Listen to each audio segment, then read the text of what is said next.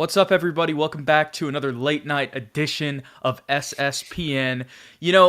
Look, Ethan, I'm just going to start off with a Lakers win, regardless of the circumstances. In this season, you just got to enjoy it. You mean a Spurs win over the Lakers? Yes.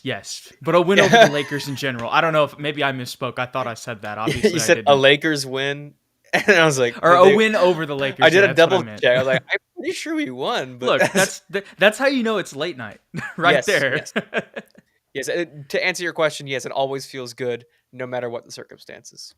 Well, hey, let's jump straight into this one. We're going to keep this a little bit of a shorter episode. It's grind season. It's the week before spring break, which means you got a bunch of stuff going on. So Ethan and I got to hit the hay a little bit early tonight. But with that being said, the Spurs get the dub tonight. And really, I feel like the story off rip is Josh Richardson and Romeo Langford. Obviously, Romeo's got, I was told by some Celtics fans, friends, that his jump shot was broken. We really got to see that tonight, but definitely has some upside in every other area of the game.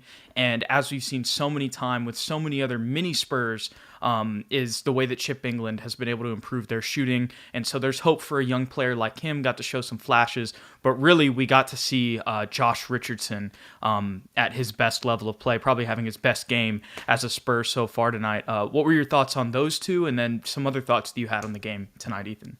Josh Richardson looked like Miami Josh Richardson tonight. The dude was hitting on all cylinders, 4 for 5 from 3 tonight. Jude, 18 points, really being that off guard next to DeJounte Murray that you and I both thought and hoped he could be. I know he had a bad outing in Boston, and he's getting kind of on a downturn since leaving Miami.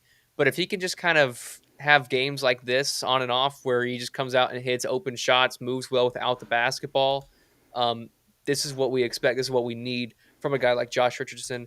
And, of course, a phenomenal defender as well along the perimeter.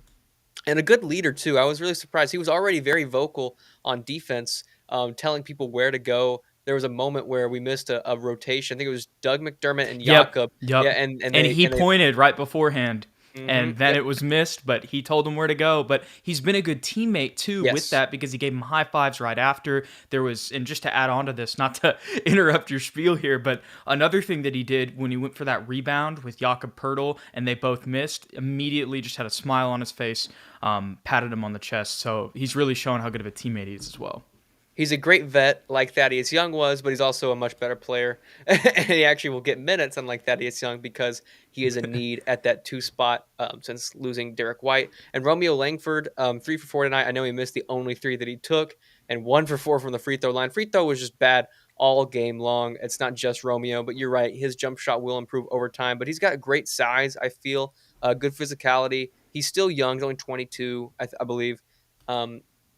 So that will just improve with time. But his ability to understand where to be seemed pretty solid, and his defense was also pretty solid. So definitely somebody that we can build, and hopefully will be a significant piece moving forward.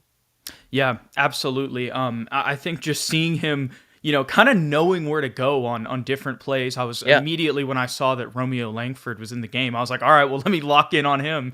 And it was like, okay, it seems like, in the time that he's not been playing, he's picked up the offense decently quickly, considering the situation, knew where to be. Obviously, we saw the air ball on the 3 there, but everything else, a good cutter. And it's kind of like he's just Trey Jones, but bigger and not a playmaker. He's a little bit more of himself, but just in the fact that he's kind of got the inside, the mid-range, and everything else, it's just the shooting that he really needs to work on. I was texting you during the game, and we were saying, Chip England's got some work to do. Yes, but he does. Hey, we've seen him do well before, so he's got those guys on his list for sure. And my man, Drew King, in the comments tonight, appreciate you being in here. Appreciate a lot of you guys being in here late night with us. We appreciate it.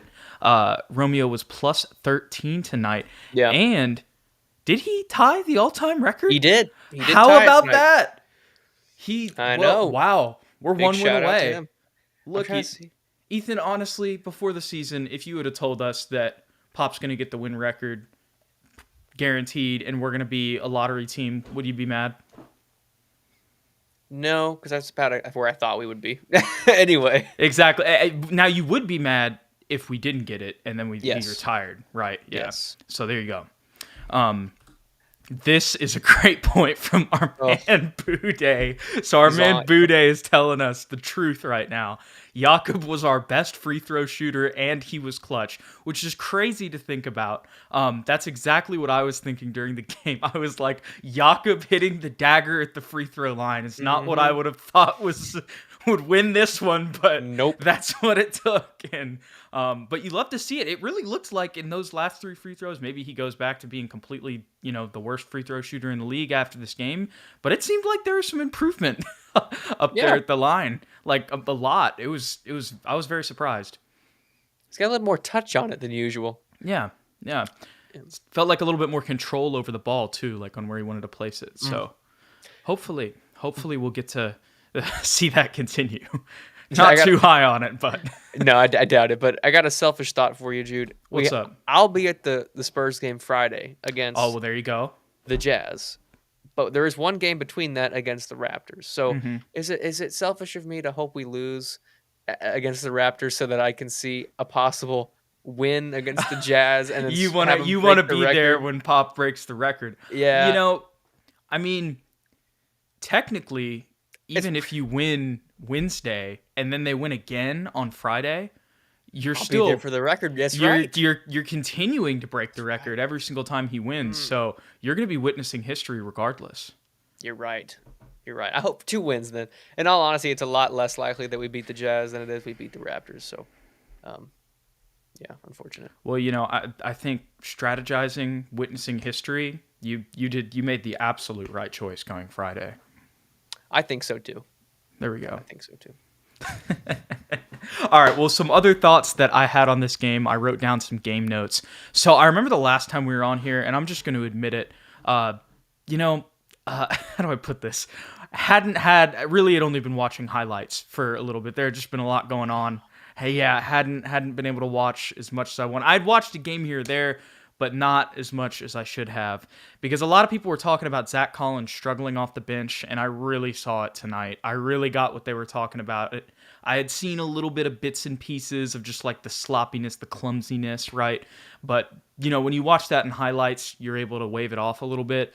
Watching a full game and seeing it, and then seeing how Jock Landale played, it was very apparent what our comments were talking about the last SSPN live. Maybe it was 2 lives ago, but you guys have been voicing your concerns, and I get what you're saying now. I just wanted to say that. I wrote that in the game, or in my game notes, and wanted to also say that what did you think of Jock Landale's performance, and what do you kind of think of, maybe potentially, because when I was watching this game, I just had the thought pop into my head, like, okay, if this continues, right, Mm-hmm.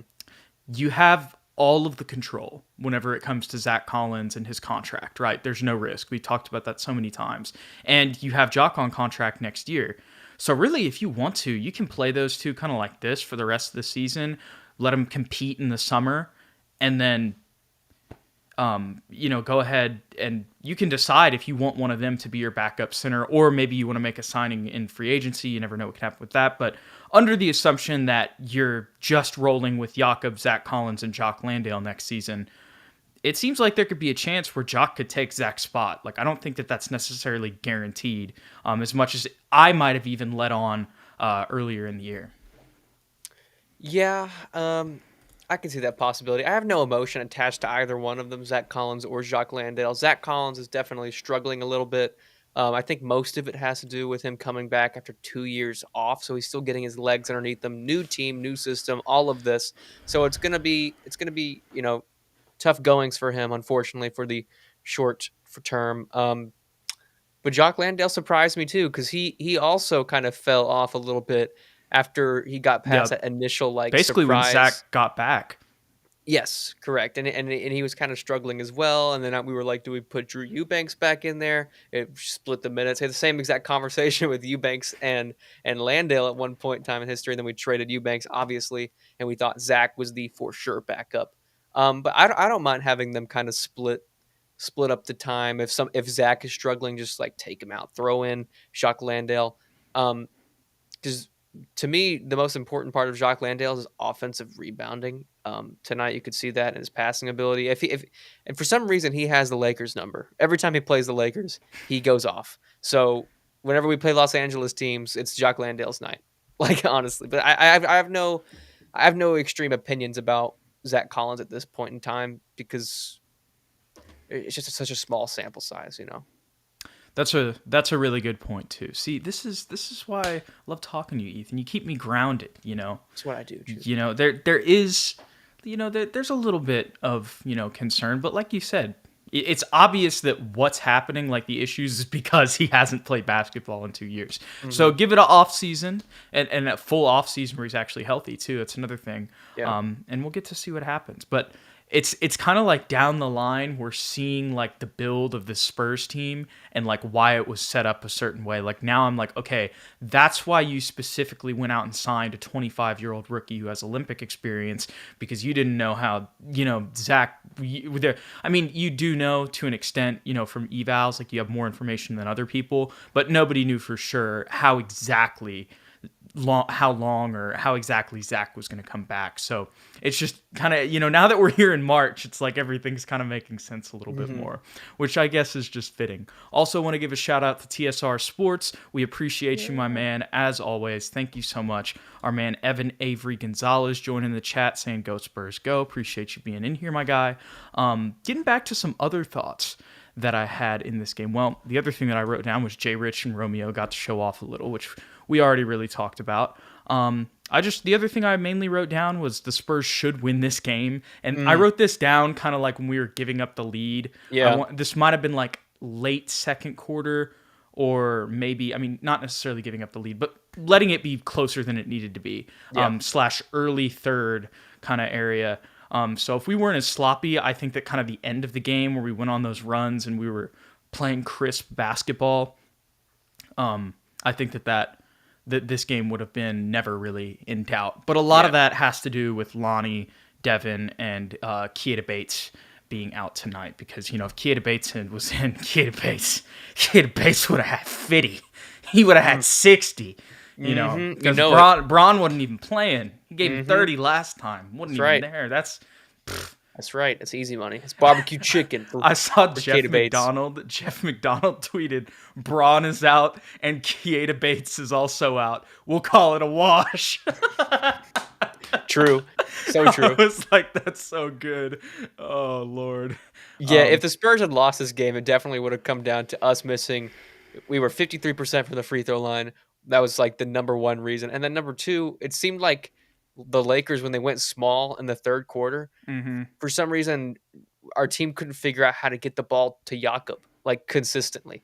Like he was getting it at the free throw line, trying to post up Carmelo Anthony and back him down. And Jakob Poeltl has a nice low post game. He's got a nice little push shot, little floater, little hook. But when he's at the free throw line, that's really ineffective because he can't really back down and dribble that well. So Melo and Johnson and everybody were really easily just kind of picking the ball away from him. And we were struggling to find open shots because they were so quick because they didn't have a center. And we couldn't figure out how to use our center. But once we kind of figured that out in the fourth quarter, then we started getting our lead back. And it was obvious that we were the better team on the court. But then once again, they stayed in the game. Why? Because we missed so many free throws. But really, overall, a great game from everybody. I thought Josh Primo didn't have a great offensive game, but defensively, Jude, this guy just continues to impress me. And he's a shooter. Like, that happens. It happened with Doug earlier in the year, so sorry, did I just notice Tanner's comment? Yeah, I put it up earlier. We have to address that. Okay, Detour. If you're listening on podcast, Ethan still doesn't have any lights in his apartment, so he's just got the lamp next to his face. That right side of his face, man, is it's the sun right now. Yeah. But that was the first thing that I said when we got in our restream room. I was like, I'm mad for you. Like I'm upset. Like I like just for you. That's the only way that I could describe it. Everybody in the chat, email my apartment complex, and let's just really bombard them with strongly worded emails. Hey, Ethan's in the chat. I'm in the chat. Thoughts on K-Cock? Man, that's crazy. He didn't play. How did you comment and host? I'm a very talented man. Yeah, I mean, I think maybe what you're going for here is that we just signed Devontae Kaycock and Joe Wieskamp That's right. to official contracts, which I love personally. I think we needed a little bit more depth, and I think those guys know the system. We had mentioned, K-Cock potentially coming up, I want to say a couple weeks ago on an episode that we did, and I'd love to see more of it, especially with guys like Jock Landale, Zach Collins at the 5. I know, Zach's having his struggles, but you can play K-Cock at the 4 next to those two guys because they can shoot. So I feel like that's a place where you can slide him in. And with also just the Spurs position, I think you're going to see more guys sitting just because it's like, why would we, even if they have a little injury here, it's like, just sit them because this season we're not really competing for a playoff spot. So I'd love to see more of him for sure. And that might be the left side of his face, TSR. It is. I don't want to correct him, but thank you, TSR. We're working with what we can here. But hey, another thing that we have, and it's kind of like the thumbnail of this video, is Keldon Johnson's potential. Obviously, did not have the best game tonight, and definitely want to bring up or want to talk about this comment, and this is taking a little detour, but Drew King mentioned that did anyone else see Pop head to the locker room before the first half was over? They mentioned that on the broadcast, I believe, or they at least alluded to it. I want to say that maybe I didn't see it, but I want to say that like I heard that somehow because Michelle Beadle and Sean were like, oh no, I do not want to be in this halftime speech. And specifically, they were talking about Keldon, too, who he got chewed out tonight at one point on the bench. But, after he has a 33-point game, when you have a slow one like this, I feel like that's just how Pop reacts. Because he holds them to a super high standard. He's done it all year. And his performance kind of over the past couple games has been really stellar. Aside from the 2-point game. Yeah, aside from the 2-point game, for sure. I was looking at that before, looking at his game log here. Yeah, against Sacramento. And even had a tough game against Memphis, too. He's had some clunkers in there, but since the trades were made, he has had 26-point games. He's had 2 30-point games. He's had another 22-point game. And a 28-point game as well. Mm-hmm. I wish I could add up the averages in these. I can't really do that on the fly right now, but it's got to be close to the 20s at least, higher than his current 16-point average. So we've seen him emerge, and the other thing is, throughout all this, he's managed to stay at 42% three-point shooting, which is 9th in the league, and really, that's another thing. Kind of when I talked about how if you told us Spurs fans before the year that we'd be in the lottery and Pop would get the win record or at least tie it, we'd be really happy. And that's kind of the same thing with Keldon. If you tell us that Keldon Johnson is going to be top 10 in three-point shooting percentage, we would be like, oh my gosh, this is such a win for his development, right? Yeah. And that's the thing. We hold these guys to such a high standard, but like Keldon Johnson is 22 years old. Yeah. Like, he's not even anywhere near his prime. Like, in 4 years, Keldon Johnson will begin to see what Keldon Johnson's potential can be. And that's crazy to think about. And I was really thinking about that after the Charlotte game. I think, like Draymond said, he can be an all-star for sure. And I think, if you think about it that way, you think that he's a piece that could be next to DeJounte in a big 3. But it's like, if you have 3 number 2s or 3 number 3s, is that a championship contender? You know what I'm saying? Like, and I don't even mean this, and I don't want to crap on DeMar DeRozan because I love my boy, and we got to wait until the postseason. But like, they're on I want to say like a 5-game losing streak or something like that. Chicago is right now, and they're like 0-14 against the top 3 seeds in both conferences. You see what I'm saying? And that's where it's like Zach LaVine and DeMar DeRozan, they're going to beat everybody else, but like they're like probably number 2 to 3 options on championship teams. Do you see what I'm saying here? And I wonder if like Keldon, and this is really nitty gritty and way down the line, but like I wonder if Keldon is going to be like good enough. And really, we're not going to know. We're going to have to wait and see. But is he someone that you feel like is worth the wait to see if he can, maybe even better than we think he is, if that makes sense? I know what you're saying. I think it's worth the wait because what else are we gonna do? Like, if we even have the idea that he is potentially an all-star level player, we have to wait it out. We drafted him. He likes it in San Antonio, as far as I know. We like him as a fan base. He's a hard worker, and he's really grinded his way from literally the G League all the way to starting level minutes, playing, averaging 19 points a game. So I know what you're saying. Is he really going to be that star level player, that Robin, that we need for DeJounte's Batman? Is that in his wheelhouse? I think it is, and it's definitely a high possibility because he's a guy a guy that can score at all three levels. He has shown us what he is capable of with that 33.9 against Charlotte, and I think it was a 32.9 against somebody. I can't remember who it was against. Um, Averaging 19 points a game. The problem with Keldon has just always been the inconsistency factor. He's finally got his 3-point shot to be consistent with the 42%. Now we're just waiting for everything else to kind of reach that same level. And that was an issue for DeJounte Murray too. That was an issue for uh, DeMar DeRozan. I know he's not with us anymore, but that's always been an issue for our stars. So if he's able to find that and be consistent, because I think as a fan, we would rather him get 20 every night than get like 41 game and 0 the next game. Do you know what I'm saying? We would rather get the consistent play. And if he can just kind of figure that out and figure out where he fits on this roster, then, the world is his oyster. You know, we're holding him to all-star standards right now. I'm realizing that, just having this conversation, that we're kind of holding him to those standards. And I'm gonna disagree with my man M Easy there. Not that Keldon is a good player, but that he might end up as good as Sean Elliott. Maybe. I think that his ceiling is way higher than Sean Elliott's. I know that right now it seems like he's just an off-ball shooter, but like you just mentioned, all it comes down to is the consistency.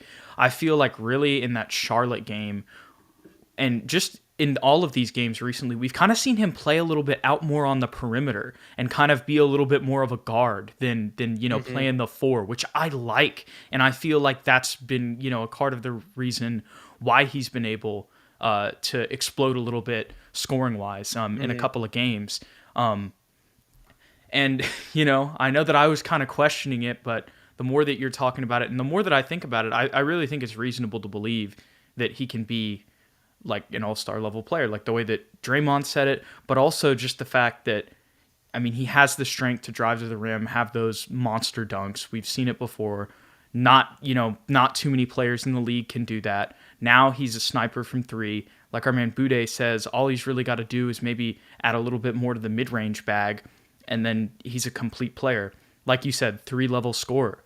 All it is really is the consistency. And the thing is, when you look at his best game, like imagine if he's consistently playing at his best. If Keldon Johnson's averaging 20 points and like 8 boards, you know what I'm saying? Like that's crazy. Like, yeah, and I think about all the other games. It seems like DeJounte in those games, he's been able to do a little bit more facilitating. Like he's had 20 in those games, 25, had his normal triple-double. Speaking of which, we haven't even mentioned DeJounte on tonight's episode. Had another, 26, 10, and 8, carried us to a victory quietly, of course. So once again, shout out to DeJounte. But in the games where he's had 32 and 33 and even more, it's allowed DeJounte to kind of do other things, which opens up the offense more. But he's been kind of the main scorer, if that makes sense. So it's like, right now, yes, Batman to Robin, but maybe in the future, Keldon's Batman. Yeah. I felt like that was the most cringy thing. But maybe he's Batman. But maybe he just becomes Nightwing. Maybe he goes from Robin to Nightwing. Let's get really specific here. Alfred, he's going to be there for him. Then Lonnie Walker becomes the Red Hood because he was the original Robin. Oh, my Lord. Exactly. Yeah. Anyways. So I just watched that movie. Yeah, but I think the Keldon's issue right now is from game to game, he has to figure out exactly how he wants to approach it. Because, like you said, in some games he comes out and it looks like his role is strictly to be an outside shooter. And then in other games, he's just like a barrel. He's that guy. He's rolling to the rim. He's getting lots of dunks, being very aggressive. And then on other nights, he's just not that guy. So he's just kind of figure out, is that a part of the structure? Is that something Pop's telling him to do? You need to be aggressive tonight, not aggressive tomorrow night? Or is that just him still kind of being in his head and hasn't figured that out yet? So it'll be interesting to see as we move forward in his career. Yo, want to say Drew King needs to. We need to see Keldon KJ or we need to see KJ be more of a force in the fourth quarter. Had 33 points against the Hornets, didn't score on the fourth. That was another theme tonight. I think that's something that the whole team can really work on. We saw it Mhm. almost blow it again. That's awesome. A great comment there. But also want to give a shout out to Easy because this is a great point. I'm going to be honest. This is a great point. Yeah, I'm 21 years old, so I never watched Sean Elliott. Didn't know he was a two-time All-Star. I just thought that he was kind of an off-ball shooter, which is very embarrassing. Before their But championship runs, he was the Robin pretty much for David Robinson. gotcha. Yeah, he was about where Keldon is right now. I would say. I think for a career, he averaged about 15 or 16 points per game. Um, but I mean, you're both right. Yeah. you're Yeah. both No. you're No. both No. pretty. I get what he's saying though. Like, yeah, because you never know how a career could shake out, and I could totally see where Keldon is only like a two-time All-Star. I could see more potentially, but I think it's also reasonable to think that depending on how everything else goes, because you never know. Because if Primo really takes over, then maybe we're gonna see something different. But Ethan, all good? Sorry, I don't know. There was like a really loud music being played. I didn't know Okay. if y'all could hear that or not, No, but we couldn't hear. I couldn't hear it at all, and so I was talking, and you were just looking really confused. I didn't So, know if it was coming from outside my window, if it was from my roommate. I was like, "What is that noise?" But yeah. yeah, Okay. Okay. Glad everything's good in the world of Ethan, but yeah, we'll see what happens with Keldon. But I think that definitely what we've learned this year is he has the potential to be a part of a championship Big Three. I know that sounds crazy, but look, we're talking like 6 years, guys. Like when I say this, I do not mean right now. So we'll have to see what happens, of course. But with that being said, we're gonna go ahead and wrap this one up, y'all. We appreciate all y'all being in here tonight. A lot of y'all were in here. I'm sure you excited about the Lakers or the Spurs win over the Lakers. Let me not say the same thing I said to open up. And we appreciate you guys as always. Once again, want to remind you guys, you can check out our merch and all of our other content on SpursTubeTV.com.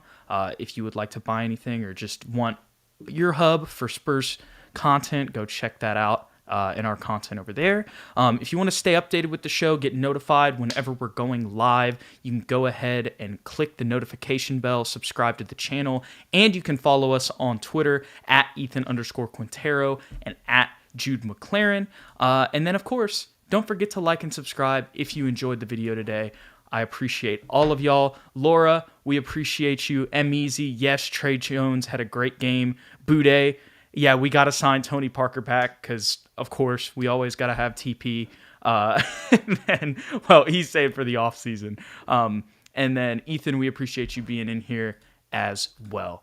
But with that being said, we'll catch y'all in the next one and see y'all later.